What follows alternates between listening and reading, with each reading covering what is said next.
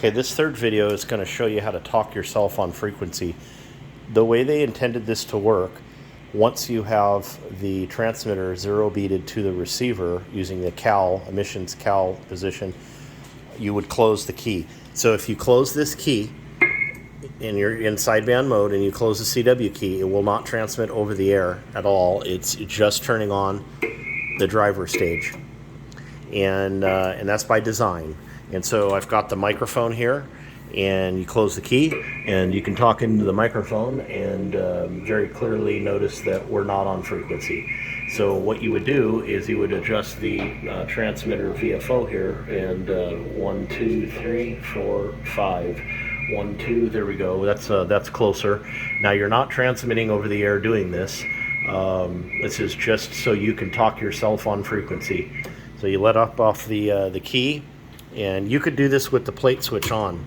So you could be ready to key the mic down and talk. Just close the key and talk yourself on.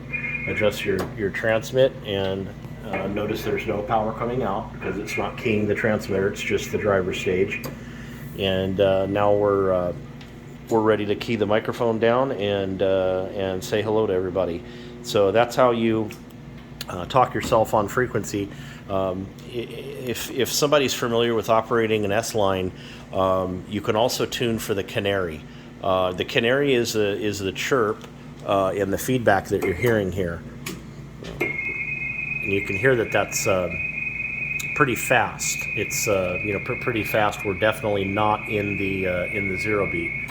So what I'll do is I'm going to lock the key down, just because I don't have a tripod, and I'll show you. That's it. I literally put pressure on it. Every one of those that you hear is one cycle. So that's almost 0 cycles of difference between the frequency that the transmitter's on and the receiver. That's what Collins refers to as the canary. And if you get it this close, which is like literally perfect, you're good. So if you don't want to just talk into the microphone, you can close the key and very, very carefully adjust the transmitter VFO for, as close as you can get to a very, very slow chirp. And those would be cycles. So that right there is less than 1 cycle difference between receive and transmit. If you were to do it that way, and you had everybody tuned in on the receiver, perfectly tuned in on the receiver, and you used that method and tuned for that very, very slow chirp, nobody would ever know that you're operating a separate receiver and transmitter station. They would you would be perfectly on frequency. They wouldn't notice until it was a very fast chirp. So this is 1955. They're very stable for 1955, but they're going to move.